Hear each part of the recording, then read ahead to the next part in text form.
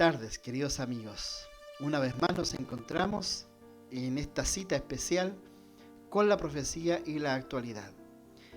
Para cada uno de ustedes, un cariñoso saludo desde la ciudad de Los Ángeles, acá en Chile. Y también un abrazo para quienes nos escuchan en otros países como es Paraguay, Argentina.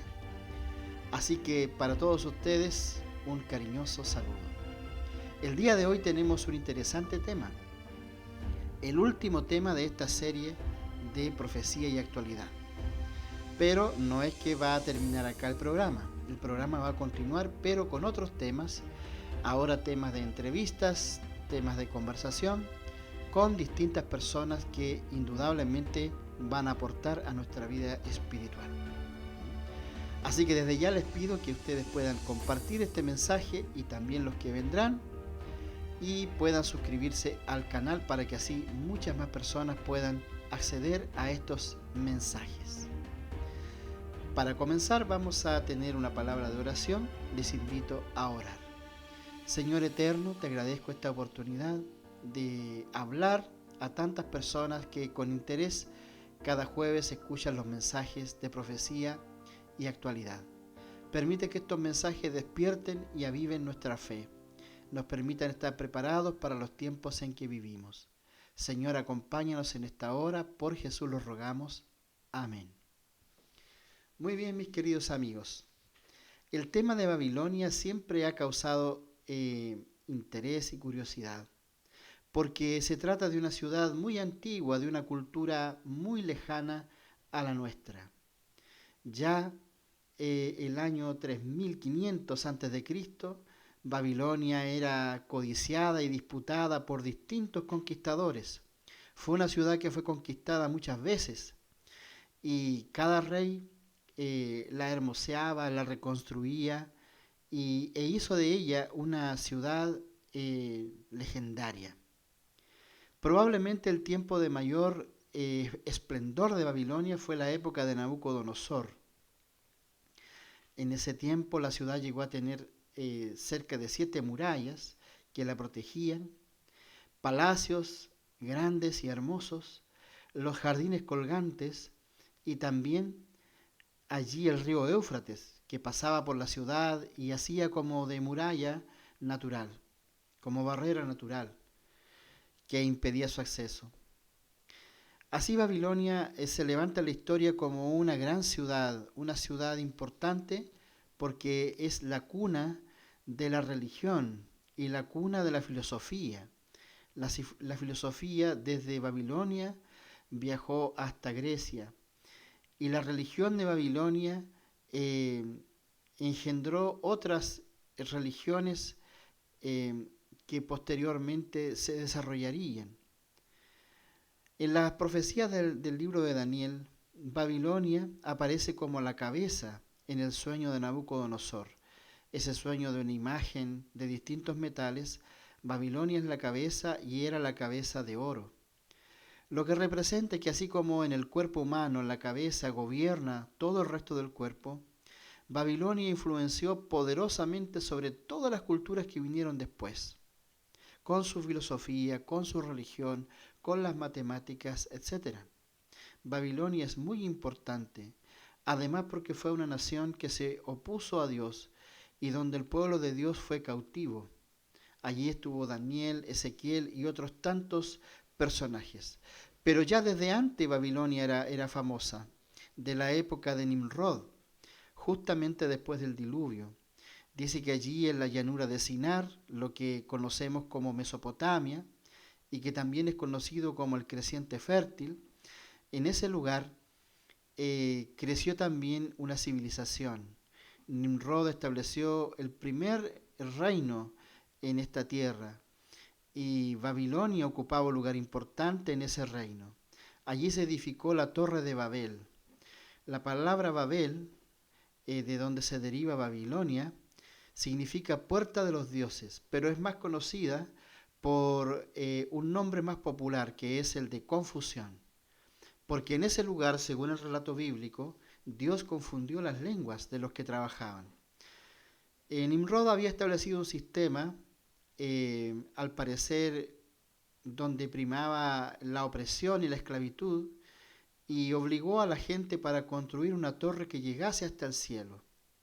A Dios no le gustó esta obra, principalmente por la motivación que tenía Nimrod, porque él quería llegar a donde él estaba. Y entonces dice que allí Dios confundió las lenguas y la obra se paralizó. Los grupos humanos se juntaron de acuerdo a su idioma y se separaron. Y de esa forma entonces fueron esparcidos por la tierra de acuerdo a sus distintos idiomas. Por eso es que a Babilonia se le llama confusión, porque Dios confundió allí las lenguas. Desde esa época, Babilonia entonces es un símbolo de confusión también religiosa, porque Babilonia se caracterizó por ser una ciudad muy religiosa, de una religión, como dijimos, que se opondría a la religión del Dios de Israel. Un lugar que para la época de Nabucodonosor tenía más de 1000 templos dentro de la ciudad.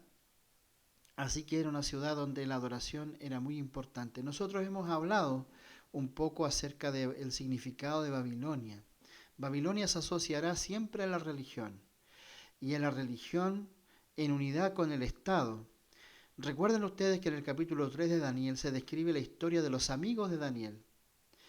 Cuando el rey obligó a todos los habitantes del imperio babilónico en ese tiempo a que adoraran una imagen que él había levantado, una imagen de oro. Y entonces él obligó a que le adoraran, y quien no le adoraba sería echado al horno de fuego. Recuerden ustedes que en Babilonia se trabajaba el ladrillo en hornos de barro, y esos hornos eran calentados para que el ladrillo se endureciera. Y entonces en esos hornos se echarían aquellos que no adoraran la imagen que el rey había levantado. La historia dice que los jóvenes hebreos no se sometieron, no adoraron la imagen y fueron echados vivos al horno de fuego. Y cuando el rey fue a mirar, descubrió que no eran 3 jóvenes los que estaban allí, sino había un cuarto semejante al Hijo de los dioses. Es una historia maravillosa que nos habla de cómo Dios, si bien es cierto, no los libró del horno de fuego, pero sí estuvo con ellos en medio de aquel gran horno de fuego. Estuvo con ellos y ellos no se quemaron con el calor y las llamas. Entonces esta historia es muy interesante porque nos presenta a Babilonia como un sistema político religioso. Allí la religión estaba unida al Estado, en este caso al gobernante, a Nabucodonosor. Y él estableció una imagen y estableció una pena de muerte para quien no la adorara. Elementos muy parecidos a los que presenta Apocalipsis, donde dice que habrá una imagen de la bestia que mandará a matar a todo aquel que no la adore. Así que la Biblia siempre nos presenta algunos ejemplos para poder entender las profecías. De ese modo llegamos a Apocalipsis capítulo 17, donde se nos presenta un sistema que existirá en el tiempo del fin y que según mis cálculos ya prácticamente está formándose. Nos referimos a la Gran Babilonia. ¿Qué es la Gran Babilonia? No es la ciudad que está ya abandonada en Irak, de la cual solo quedan algunas ruinas, sino que se refiere a un sistema religioso, a una religión propiamente tal, pero que va unida al Estado, va unida a la política. Porque el símbolo que aparece allí en Apocalipsis 17 es el de una mujer, que en el Apocalipsis la mujer es símbolo de la iglesia, de una iglesia. En este caso es una mujer prostituta. Por todos los atuendos que lleva, dice que lleva joyas, está vestida con vestidos provocativos, está ebria, lleva en su mano un cáliz de oro, ha engañado a las naciones y ha fornicado con los reyes de la tierra. O sea, es una religión que se ha codeado con los poderosos de la tierra, ha engañado a la humanidad, ha perseguido a los santos de Dios, y en el Apocalipsis aparece montando una bestia, y esa bestia representa al poder político. Entonces ella monta la bestia y obviamente quien monta a un animal, en este caso, es quien lo gobierna. Así que la imagen de esta mujer gobernando a esta bestia no es otra cosa que el de una religión dominando el poder civil. ¿Ha ocurrido esto en el pasado? Por supuesto. Hubieron épocas, especialmente durante la Edad Media, cuando la Iglesia, en este caso la Iglesia Católica Romana, influía poderosamente sobre los gobiernos y sobre los ejércitos. Y por esta razón se llevaron a cabo grandes persecuciones en distintas épocas, causando graves daños a minorías cristianas de ese tiempo. Las famosas persecuciones, de las cuales recuerdo que algún papa en el pasado, creo que fue Juan Pablo II, pidió perdón por las persecuciones desarrolladas por la Iglesia hacia minorías religiosas. Pero ese es otro tiempo. La idea de la Gran Babilonia es algo que surge en el tiempo final, previo a la venida de Jesús. Entonces es una religión que tiene un dominio mundial y que maneja los hilos del poder civil. Así es presentada por lo menos en el libro de Apocalipsis. La pregunta es, ¿estamos lejos o estamos cerca de un tiempo en que la religión y el Estado puedan estar unidos? Bueno, una de las cosas que hoy día implica la democracia es separar la religión del Estado. Las veces que la religión ha estado unida al Estado ha sido verdaderamente un tiempo muy nefasto para la humanidad. No se deben mezclar las cosas, porque eso también garantiza la libertad religiosa. Si no hay una religión ligada al Estado, entonces significa que hay libertad para todas las religiones, así debiera ser. No hay ninguna por sobre la otra. Y eso implica, cuando se habla de un gobierno laico, se refiere a eso, que no hay una religión por sobre las demás, sino que hay tolerancia y libertad religiosa. No así en países de otras culturas, como los países musulmanes, donde se forman estos gobiernos califatos, donde la religión está unida al Estado. En algunos países musulmanes, por ejemplo, la ley del Estado es la Sharia. La Sharia es la ley musulmana basada en el Corán y se aplica en algunos países. Países, por ejemplo, que están bajo el dominio de los talibanes. Allí se aplica la Sharia. Y la Sharia es una ley muy terrible porque, por ejemplo, si una mujer no está cubierta su cabeza, puede ser perfectamente apedreada o apaleada. El adulterio, por ejemplo, se castiga con un apedreamiento público. Y así, muchas faltas que en otras culturas tendrían una consideración diferente, bajo la ley Sharia son castigos extremos. Y llama la atención que ahora, cuando países como Francia, Inglaterra, han aumentado el número de personas musulmanas por la migración, a tal punto que hay autoridades en Inglaterra ya que son musulmanes. Entonces, hace poco le entrevistaban a un joven musulmán que vive en Inglaterra y él decía, nosotros vamos a imponernos en este lugar, nosotros vamos a pelear en las elecciones, vamos a obtener el poder y vamos a establecer acá en Inglaterra la ley Sharia. Imagínense ustedes. En Francia también se ha propuesto establecer la ley Sharia. Así que se pueden imaginar cómo serían esos países con ese tipo de leyes. Ojalá que por lo menos acá en Chile nunca llegue una cosa semejante. Así que ese es el problema cuando se une la Iglesia con el Estado. La pregunta es finalmente, ¿estamos cerca o estamos lejos de pasar a una realidad como esa? Bueno, les puedo decir que vamos avanzando hacia allá, aunque no pareciera, pero vamos avanzando hacia allá. Ya en otro programa anterior habíamos hablado acerca del avance que está teniendo la religión en el mundo, países cansados del progresismo, países cansados de leyes woke, que se llaman, ¿no? Eh, el mundo progresista o el mundo woke, están queriendo recuperar los valores de la familia, los valores de la religión, pero eso es bastante, digamos, peligroso, peligroso, porque por el cansancio y el hastío del progresismo se han levantado también grupos extremistas y fanáticos religiosos y nacionalistas, y eso tampoco es un buen síntoma. ¿Mm? ¿Qué es lo que ha ocurrido? Si bien es cierto, hoy día las democracias mantienen una separación de la Iglesia con el Estado, sin embargo, la religión, principalmente la religión católica, ha encontrado la manera de poder infiltrarse, por decirlo así, en los gobiernos, en los gobiernos.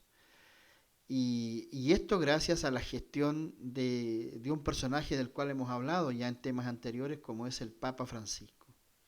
El Papa Francisco el año 2015 toma las banderas del cambio climático y todo lo que eso implica, y él escribe la encíclica Laudato Si, una encíclica donde llama a la humanidad a establecer un nuevo pacto con la naturaleza, eh, coloca a la naturaleza en una posición distinta y entonces culpa al ser humano por lo que está sufriendo el planeta. Es todo un enfoque nuevo, distinto, basado en este caso en el cantar de San Francisco de Asís, ¿m? Su oda a la naturaleza. Entonces la naturaleza pasa a ser nuestra hermana, los seres vivos pasan a ser nuestros hermanos. Y entonces él mezcla allí algunos conceptos científicos o pseudocientíficos con la religión. Y entonces establece todo un proyecto relacionado con el cambio climático. Y al mismo tiempo, él se abandera con el proyecto de las Naciones Unidas de la Agenda 2030. Así que es todo un paquete.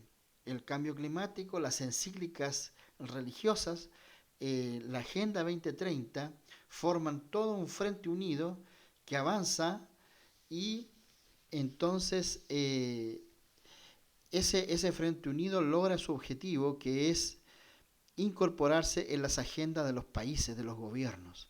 Así que prácticamente no hay país en este mundo quien no haya abierto sus puertas a la ideología del cambio climático y a la famosa Agenda 2030.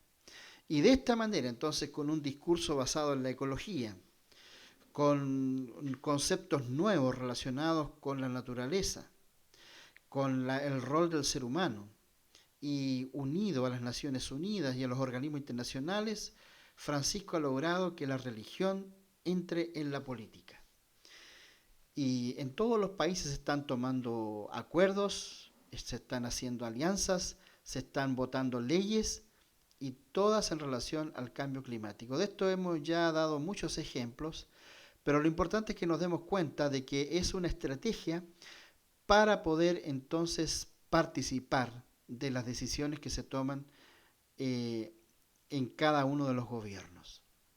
De hecho, las Naciones Unidas tienen en cada parlamento departamentos y encargados de poder promover esta agenda.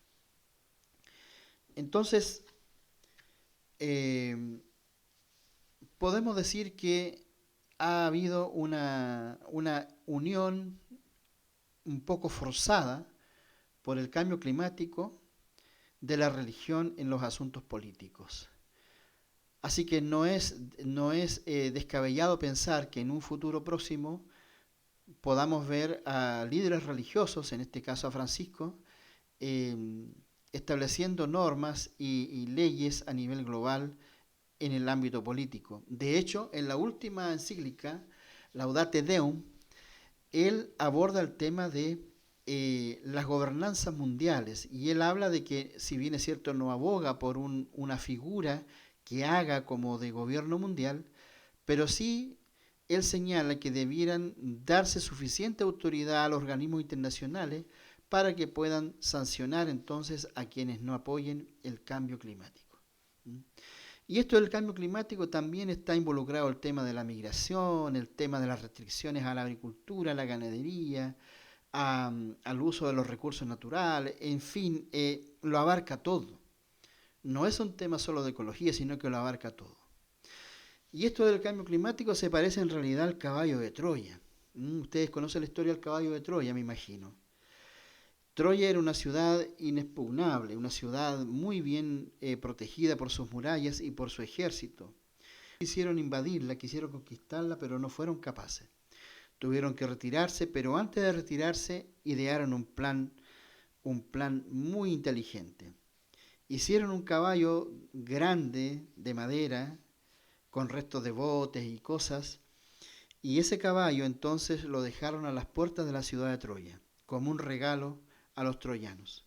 Los troyanos, felices, celebrando su victoria, se descuidaron y se les ocurrió meter el caballo dentro de la ciudad, sin saber que dentro del caballo iba un grupo de soldados muy experimentados y muy valientes, y durante la noche, cuando el pueblo estaba en fiesta, ellos bajaron del caballo de Troya, tomaron la ciudad, abrieron sus puertas, y esa noche, como dice el dicho, ardió Troya. Troya fue conquistada. Así que lo que parecía imposible, ¿no?, que la religión pudiese meterse en los gobiernos y en la política, ya no parece tan difícil, porque creó un caballo de Troya. El caballo de Troya es la ideología del cambio climático, que actualmente está metida en todo, aquí mismo en Chile. Como expliqué en un tema anterior, los intentos de cambio de constitución eran justamente con el fin de hacer más vulnerable nuestra legislación a las normativas internacionales, especialmente las que dicen, eh, las que tienen que ver, perdón, con el cambio climático. Eso era todo. Porque si Chile cambiaba su constitución, entonces ya estaríamos siendo afectados por estas leyes ecológicas que están afectando actualmente a muchos países que no tuvieron la suerte de tener una constitución como la que tenemos actualmente. ¿Mm? Ahora, ¿cuánto tiempo resistirá la constitución chilena? Los embates de la Agenda 2030 no lo sabemos, porque de todos modos, vía decreto, igual se está avanzando con la agenda en Chile, solamente que a un paso más lento. Pero hay países como España, que hemos mencionado, como Holanda, como Canadá y otros tantos donde la agenda ha avanzado muchísimo, y por eso son las grandes protestas de agricultores, ganaderos, de empresarios, etcétera. Y se está sufriendo en todo el mundo porque en realidad esta es una agenda en realidad orientada a que finalmente unos pocos tengan el control de todo, el control de todo. Por eso uno de los lemas de la Agenda 2030 es que para el 2030 no tendremos nada, pero seremos felices. ¿Mm? El no tener nada significa que habrá alguien que nos va a dar todo. Y ese alguien es el Estado. El Estado que controlará todo, y un Estado gobernado por la religión. La religión, la nueva religión del cambio climático. ¿Qué les parece? ¿Se habrían imaginado ustedes una cosa como esa? Bueno, esto es lo que tiene que ver con la actualidad y la profecía. ¿Mm? Así que, bueno, estas conclusiones, para llegar a estas conclusiones, no ha sido mucho tiempo de estudio, de análisis, de reflexión sobre estas cosas. Pero esto es lo más cercano que tenemos al panorama que nos presenta el Apocalipsis de una Babilonia que guía las riendas del poder civil.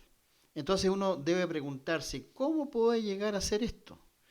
¿Cómo puede en algún momento la religión tener el poder y el control del poder civil, al punto de dar órdenes relacionadas con la adoración? Bueno, el tema del ecologismo y la Agenda 2030 presenta un panorama posible y eso es lo que estamos procurando analizar y sacar a la luz y compartirlo con ustedes. Ahora, si alguien tuviera otra perspectiva, otra visión más cercana, claro, sería interesante saberlo, pero por ahora es lo más cercano, es lo más cercano a los intentos, en este caso del líder de la Iglesia de Roma, de poder establecer entonces estos lineamientos. Así que, por un lado, entonces Babilonia representa esto, ¿no? La religión gobernando el poder político, persiguiendo a los cristianos en el futuro, estableciendo un sistema de adoración falso y engañando a la humanidad. Entonces, este es el panorama. Ahora dijimos también que por otro lado, Babilonia significa confusión. ¿Mm? Significa confusión. ¿Hay confusión hoy día? ¿Hay confusión en el ámbito religioso? Por supuesto que sí. Por supuesto que sí. Es cosa de dedicar un tiempo a mirar en YouTube y ver la cantidad de predicadores que hay para todos los gustos y de todos los colores. Y con muchas teorías y enseñanzas. Y nosotros también estamos incorporados a YouTube, también con un mensaje de actualidad y profecía. Este, ahora la gente que escucha es la que debe discriminar finalmente a quién va a escuchar y quién realmente puede tener la razón. El Espíritu Santo en este caso es el que debiera ayudarnos a discernir qué es verdad y qué es error. Bueno, pero por lo menos la intención nuestra ha sido la de despertar el interés y la atención en relación a las cosas que están ocurriendo hoy día. Bien, confusión religiosa. Bueno, la mayoría de ustedes saben que en lo particular yo soy adventista del séptimo día, esa es mi religión, es una religión a la cual le tengo mucho cariño. Sin embargo, también la iglesia adventista del séptimo día hoy día está sufriendo los embates de distintas ideas, doctrinas y posturas que, que pueden generar también confusión. No digo que la iglesia genere confusión, sino que está siendo objeto de, de distintas corrientes de pensamiento y entonces eso puede ser un peligro. Por ejemplo, hoy día hay adventistas que están diciendo que la Trinidad no existe, que no es una idea que creyeran los pioneros de la iglesia, y entonces hay muchas personas confundidas con eso. Junto con eso está la idea de que el Espíritu Santo no sería una persona, no sería parte en este caso, de la divinidad. Y varios pastores famosos, conocidos, se han manifestado al respecto.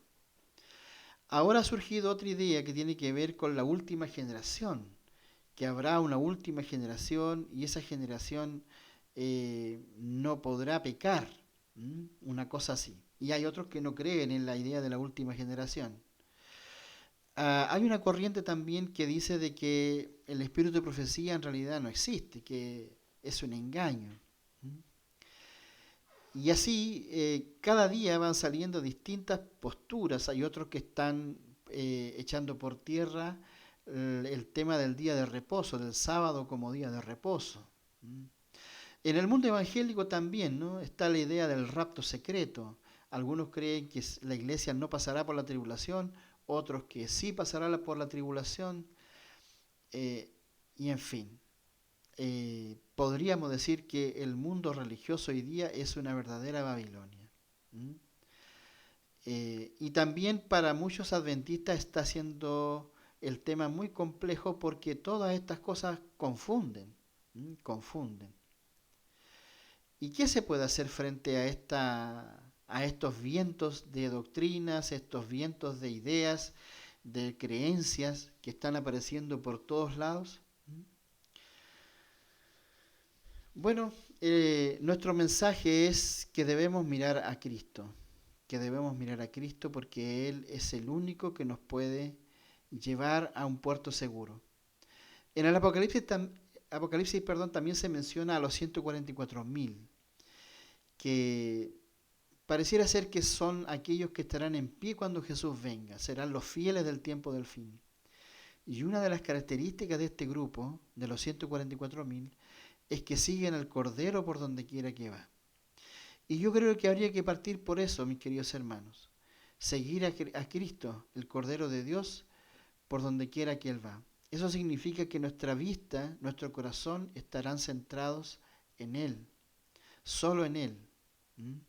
Porque ¿qué pasa si nosotros ponemos la vista en los hombres? Hoy día que hay tantos líderes que están predicando distintas cosas, distintas posturas. ¿Mm? Yo mencioné de la iglesia adventista por dar un ejemplo, pero hay otros tantos predicadores que transmiten tantas cosas. ¿Qué podemos hacer frente a eso? Pienso que lo más saludable para nosotros es poner nuestra vista en Jesús, confiar en Él, unirnos como familia en oración en torno a la palabra. Si nosotros somos parte de una iglesia y esa iglesia está unida y tenemos comunión con los hermanos, debemos perseverar y continuar. Pero si no es así, como yo sé que en muchos casos hay personas que viven aisladas, viven solitas. Recuerdo ahora, por ejemplo, al matrimonio de mi querida hermana Laura con el hermano Enrique que conocí allí en Panilongo. Ellos tienen una pequeña iglesita cerca de su casa, pero como es un lugar del campo, no siempre asisten muchas personas, a veces les toca estar a ellos solos. Entonces, ¿qué pasa con ellos? Bueno, mi mensaje para mis queridos hermanos es manténganse unidos en oración, en estudio de la Biblia y mirando a Jesús. Esa es su fortaleza. Uno no debe a veces tener expectativas cuando las condiciones a veces no se dan. Simplemente debe tomarse la mano de Cristo y perseverar en Él. Y también pienso en una tía que vive allá en la ciudad de Natalio, en Paraguay, con quien nos comunicamos, mi esposa principalmente. Ella está solita ahí en el campo. Hace poco el pastor de su iglesia, no es una iglesia adventista, es una iglesia evangélica, eh, le exigía el tema del diezmo. Por allí tuvieron algunas diferencias. Ella es una persona viuda, no tiene entradas, así que de pronto se vio en conflicto por esta situación. Para ella va un abrazo cariñoso y decirle que ponga su vista en Jesús. Tómese fuertemente de la mano de Jesús y solo mírelo a Él, porque Él dice que siempre está con nosotros y Él no nos abandona. Los seres humanos nos pueden decepcionar, las iglesias nos pueden decepcionar, los sistemas religiosos nos pueden decepcionar, pero Cristo nunca nos decepcionará. Como Pedro dijo a Jesús, ¿a quién iremos? Solo tú tienes palabras de vida eterna. Solo Jesús es nuestro Señor y Salvador. A Él debemos seguir, mis queridos amigos. Así que a todos aquellos que no participan de una congregación, nosotros, gracias a Dios, participamos de una congregación de hermanos que están muy unidos y con mucho fervor y eso nos ayuda. Pero no es en todos los casos. Para ustedes que están solos, que tal vez son una familia, son o dos personas, o simplemente hablo tal vez a alguien que está solo, totalmente solo, mire a Jesús, aférrese al Salvador, no mire a los hombres, porque como digo, los hombres nos decepcionan, los hombres se equivocan, toman malas decisiones, a veces actúan por intereses egoístas. Y los sistemas religiosos también fracasan. Así que nuestra única seguridad en estos tiempos peligrosos, en este tiempo del fin, es mirar a Jesús, mirar a Jesús. Hay un llamamiento que se hace en el Apocalipsis a los hijos de Dios en el capítulo 14, donde se les dice, se advierte que Babilonia va a caer, que este sistema político religioso tiene sus días contados y que no será para siempre. Y en el capítulo 18 también se le dice a los fieles, salgan, salid de ella, pueblo mío, salgan de Babilonia para que no sean parte de su caída. Hoy día no solo los gobiernos se han involucrado con este tema de la Agenda 2030 y el cambio climático y se están dejando gobernar por líderes religiosos y por religiones, sino también las iglesias. Eh, si usted quiere saber si su iglesia está siguiendo estas políticas del cambio climático y la Agenda 2030, es muy fácil. Allí en el buscador de Google ponga el nombre de su iglesia y ponga allí Agenda 2030 o ponga los 17 Objetivos de Desarrollo Sustentables, el nombre de su congregación y 17 Objetivos de Desarrollo Sustentable o Cambio Climático. Y usted va a saber si también su denominación está involucrada con estos planes de la bestia y de la gran Babilonia final. Una religión que gobernará el poder político como lo hemos mencionado. Así que, dado que esto es así, dada la gran confusión, dado los planes que hay por parte de Babilonia, ¿qué nos queda a nosotros? Como lo mencioné hace un rato atrás, mirar a Jesús, seguir al Cordero por donde quiera que va, no apartar nuestros ojos de Él, tomarnos firmemente de su mano, perseverar en la oración, en el estudio de la Biblia y fortalecernos unos a otros. Es nuestra única salvaguardia, nuestra única seguridad. Así que, siendo esto así, debemos estar tranquilos y confiados de que nuestra vida está resguardada en Jesús. Muy bien, mis queridos amigos y hermanos, esto ha sido el mensaje de hoy. Es de esperar que pueda ser un mensaje de aliento y fortaleza para cada uno de ustedes. No estamos solos, el Señor está con nosotros. Él saldrá victorioso.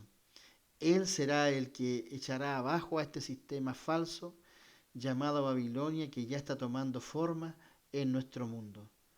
Que Dios te bendiga. Maranata.